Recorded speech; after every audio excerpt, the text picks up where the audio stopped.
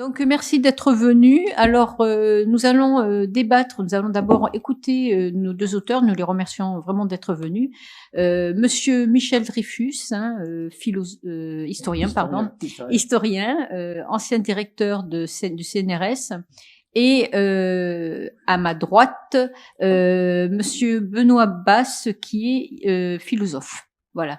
Et donc, Monsieur Dreyfus a écrit un ouvrage sur Hannah Arendt et la question juive. Et Monsieur Bass a traduit un ouvrage écrit par une philosophe américaine appelée Catherine Sophia Bell, qui s'appelle Hannah Arendt et la question noire. Et donc, je vais laisser la parole d'abord à Monsieur Dreyfus et ensuite ce sera la parole. Donc, il y aura 20 minutes, chacun va présenter l'ouvrage et ensuite on pourra poser des questions et discuter.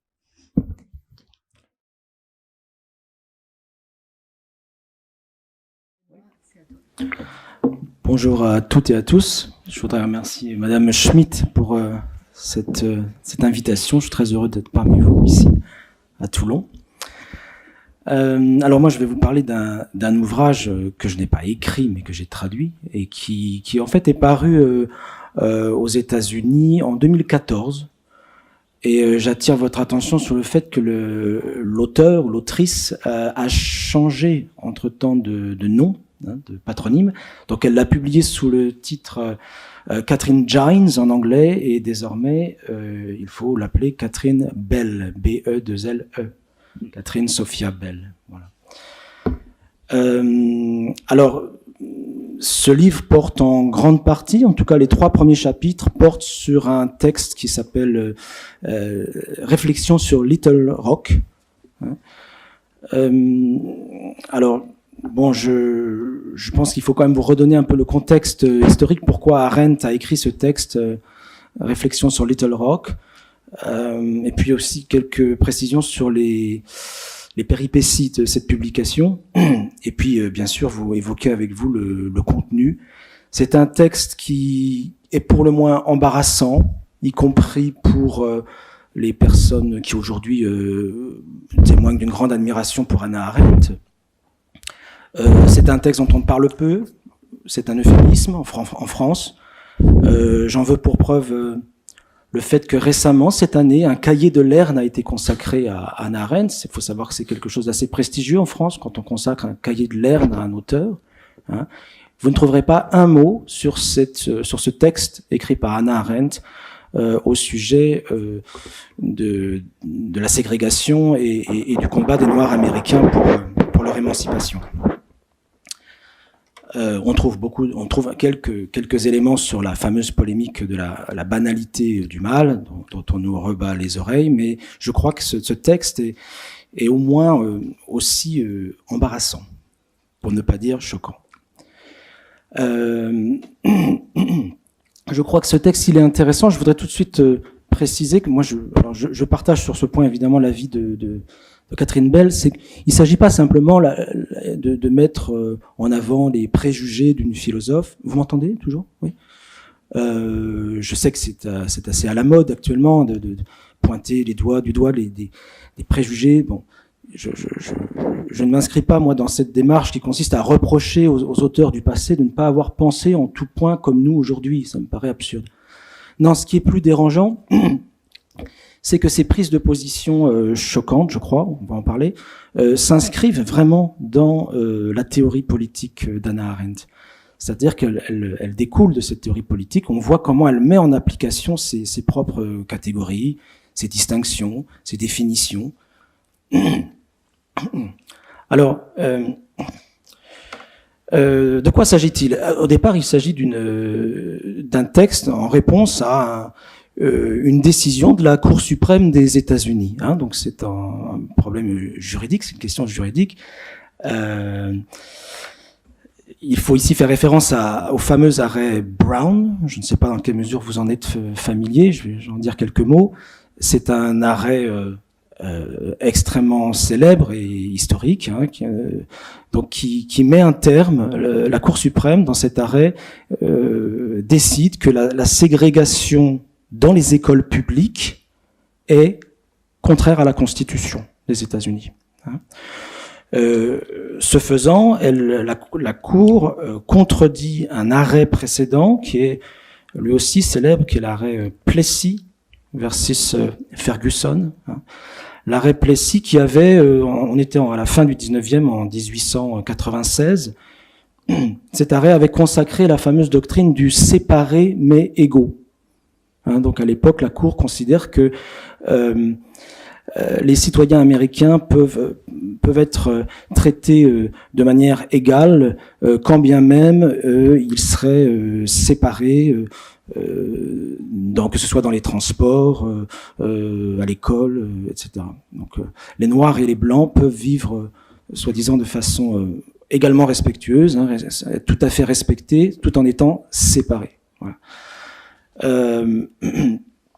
Alors, il était notamment question d'une affaire de transport ferroviaire. Voilà, est-ce que l'État de la Louisiane avait le droit d'imposer la ségrégation dans les trains? Alors, pour revenir à l'arrêt Brown du 17 mai 1954,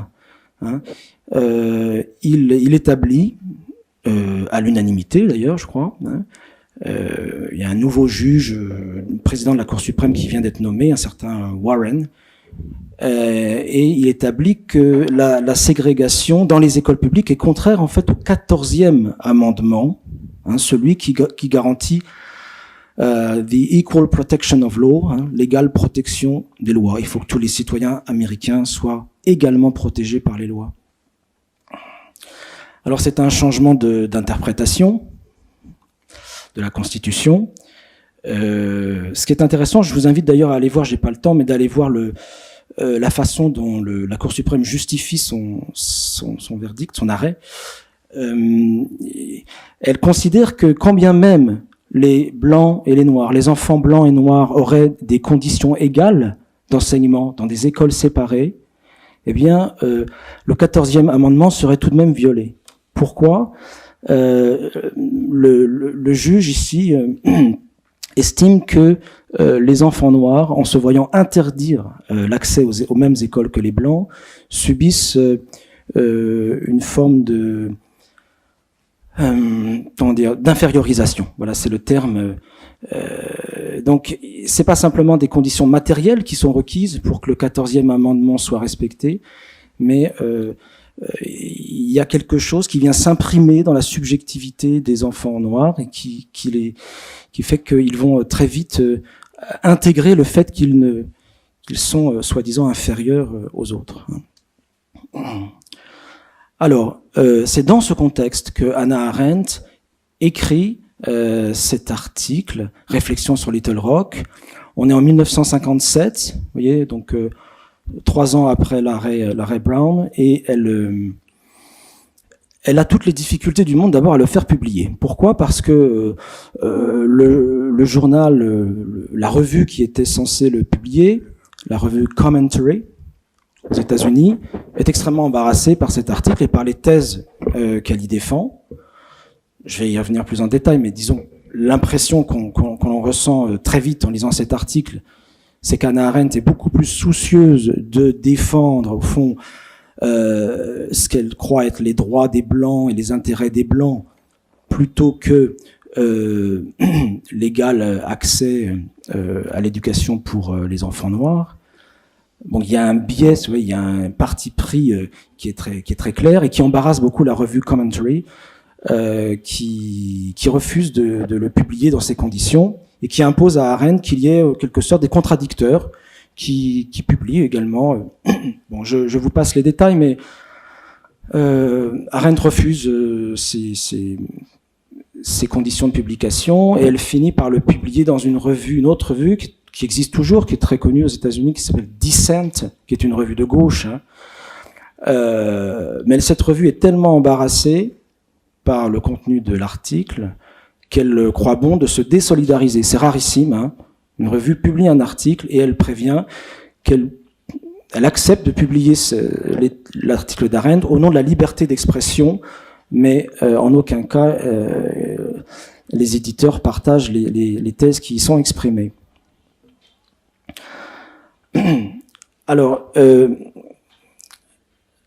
de quoi s'agit-il maintenant ? J'en viens vite sur le contenu. D'abord, Catherine Bell relève une série d'erreurs. Là aussi, je crois que c'est un point commun entre les deux ouvrages qui sont évoqués aujourd'hui. D'ailleurs, bon, il se trouve qu'ils ont été publiés au mois d'avril dernier sans aucune concertation. C'est quand même assez étonnant. Et ils portent des titres vraiment tout à fait analogues. Hein. Bon. Là encore, Hannah Arendt commet, c'est ça notamment ce qui est gênant, c'est qu'elle base ses affirmations sur des erreurs à la fois factuelles et des erreurs d'interprétation. Elle se réfère à une photo publiée par le New York Times, mais elle croit identifier une des étudiantes qui avait essayé d'entrer à l'université de Central High School, voilà, à Little Rock, dans la ville de Little Rock, mais elle se trompe. En vérité, elle est en train de commenter une photo qui concerne une étudiante en Caroline du Nord, à l'université de Charlotte, hein, et qui s'appelle Dorothy Counts. Donc elle confond Dorothy Counts et Elizabeth Eckford. Ensuite, elle affirme des choses de manière assez péremptoire sur les parents de ces étudiants noirs. Elle les accuse en quelque sorte d'avoir laissé leurs enfants approcher l'université, essayer de faire la rentrée universitaire, en les livrant sans défense à l'agressivité et au racisme des Blancs en présence. Bon. Donc elle émet un certain nombre de jugements comme ça extrêmement paternalistes et moralisateurs sur les parents de ces étudiantes. Et une enquête plus approfondie montre qu'en fait, les parents de ces étudiantes avaient l'intention de se rendre à l'université et qu'à aucun moment elles n'ont laissé comme ça leurs enfants sans défense. Autre erreur d'interprétation beaucoup plus gênante, ça consiste à accuser l'association noire, le NAACP, hein, qui luttait pour l'égalité, pour l'émancipation des Noirs américains. Au fond, Arendt accuse ce mouvement de viser que l'ascension sociale des Noirs américains, et elle passe complètement à côté de la revendication politique. Anti-politique, c'est-à-dire en termes d'égalité, d'égal accès à l'éducation. Et là, je crois qu'il y a aussi peut-être un lien à établir avec ses écrits sur la question juive. Il semblerait qu'elle projette sur la question noire des présupposés qui sont les siens sur la question juive. Dans ses écrits, ce qu'on a appris l'habitude d'appeler ses écrits juifs, elle distingue le paria et le parvenu, l'opportuniste. Hein. Et elle est très très dure, elle a des propos très durs avec ceux qui, parmi les juifs, sont, d'après elle, des parvenus, c'est-à-dire des gens qui cherchent à s'élever dans la hiérarchie sociale, quitte à renier, à mettre de côté leur judéité, avec une intention assimilationniste, si vous voulez. On va s'assimiler à la société qui nous rejette, on va essayer de quand même s'intégrer du mieux qu'on peut dans cette société. Alors je laisse de côté ce jugement sur les juifs, mais en tout cas, ce qui apparaît, c'est qu'elle projette sur les parents noirs et sur les étudiants noirs eux-mêmes ce même type de jugement. Elle reproche, c'est quand même frappant, elle reproche à ses étudiants et à leurs parents de ne viser qu'une forme d'ascension sociale. Elle rate complètement la dimension véritablement politique de leur combat.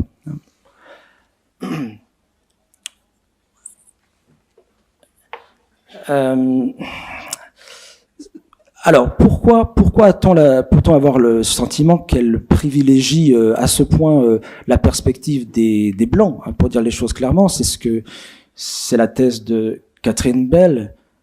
Arendt ne parvient pas à se défaire d'un prisme, d'un point de vue, d'un biais qui est celui d'une femme blanche de l'époque.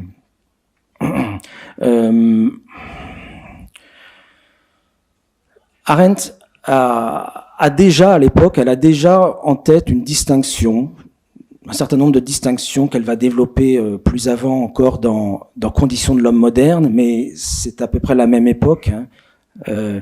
Arendt distingue ce qu'elle appelle le politique, le social et le privé. C'est pour elle sont trois sphères de l'existence humaine: le politique, le social, le privé.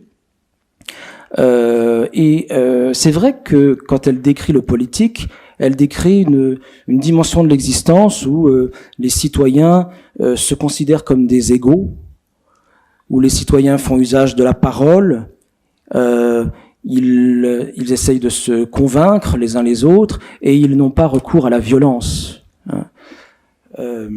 Donc, ce qui caractérise la politique, la sphère de la politique, c'est l'égalité entre les membres. Mais du coup, elle réduit, si vous voulez, cette exigence d'égalité. Elle ne la maintient que dans la sphère politique. Dans la sphère sociale, elle n'hésite pas à écrire noir sur blanc que il existe un droit de discriminer.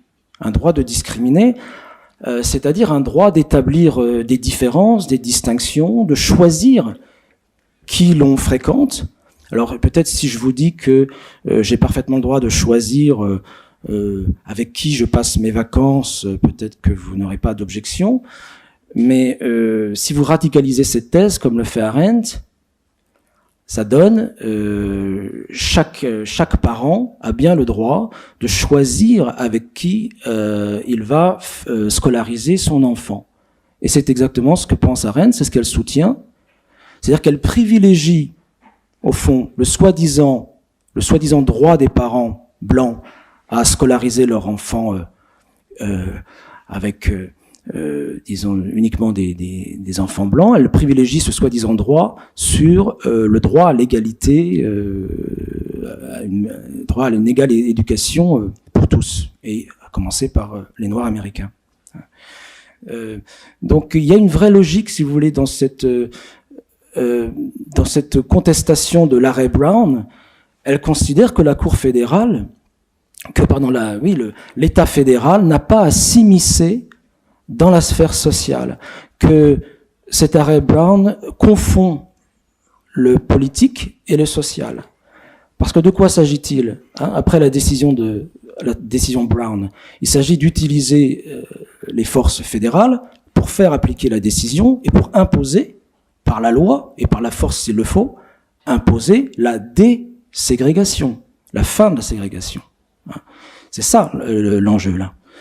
Or, Arendt considère que cette intervention de l'État fédéral est illégitime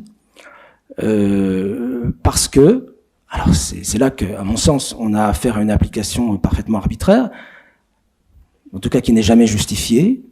Elle considère que l'école fait uniquement partie de la sphère sociale. Il n'y a pas de dimension politique pour elle à l'école. Et dans la mesure où elle a décrété en quelque sorte que dans le social nous avions le droit de discriminer, elle ne voit aucun problème, surtout cas aucun problème juridique, aucun problème politique dans le fait que la ségrégation perdure. Pour résumer, au fait, on pourrait résumer sa position en disant, selon elle, l'État fédéral ne doit ni imposer la ségrégation, ni l'interdire. Bon, je crois qu'on est quand même très très en deçà de ce qui aujourd'hui nous semble légitime. Vous voyez pourquoi il y a quand même une gêne, un très grand embarras vis-à-vis de ce texte. Considérer que l'État n'a pas le droit d'imposer, disons par exemple, la déségrégation, c'est quand même se faire une idée du politique qui est extrêmement réduite, parce qu'au fond, qu'est-ce qu'il reste comme champ d'action à la politique si l'État ne peut pas légitimement imposer, en tout cas interdire la ségrégation.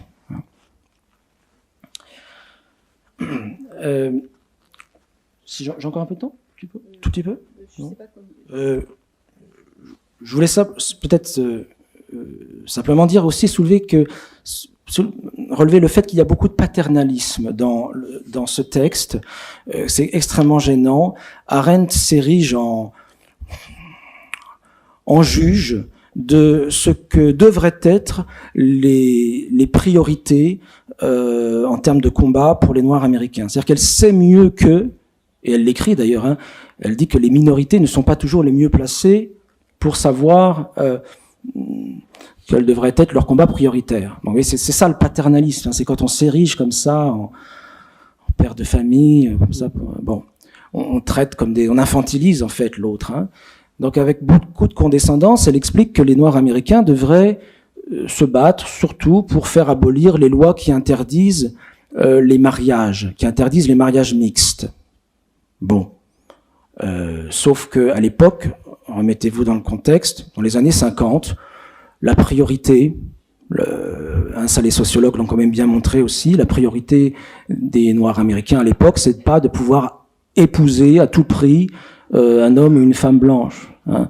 C'est des questions liées à l'éducation, au logement, au travail. C'est la ségrégation dans ces domaines-là qui leur paraît absolument prioritaire en termes de combat. Donc,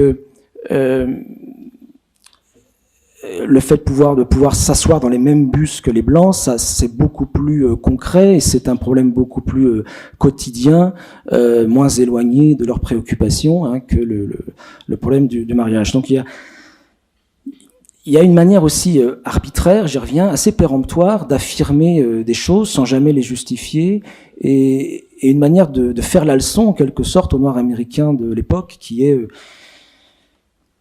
pour le moins insupportable. Voilà. Pour terminer, je dirais que Arendt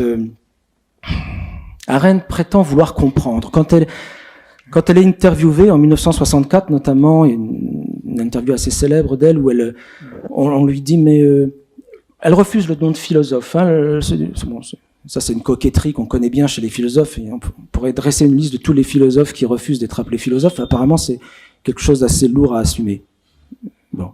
En tout cas, s'agissant d'Arendt, elle dit « Je ne suis pas une philosophe, je suis une théoricienne politique et je veux comprendre. » Voilà, je veux comprendre. Alors comprendre, hein, Verstehen en allemand, ça a une longue tradition. Hein. Verstehen, c'est se mettre à la place de l'autre, c'est essayer de comprendre ses raisons, hein, c'est se désaxer comme ça, essayer d'intégrer le point de vue de l'autre.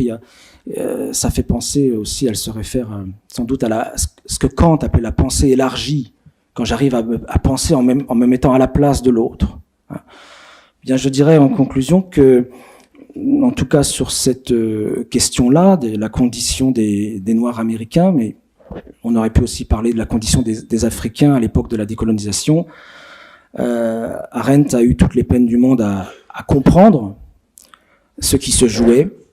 Elle a eu l'occasion, mais l'occasion ratée. Par exemple, je pense à des échanges avec James Baldwin, l'admirable écrivain noir américain qui justement écrivait dans ses livres, qui expliquait la condition des Noirs américains à l'époque et le sens de leur combat. Arendt n'en tire rien. Elle reste enfermée dans sa perspective.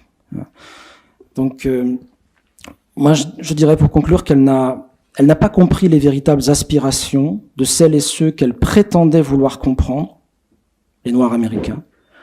En revanche, elle a très bien compris celles et ceux qu'elle prétendait ne pas comprendre, les Blancs américains racistes. Je vous remercie.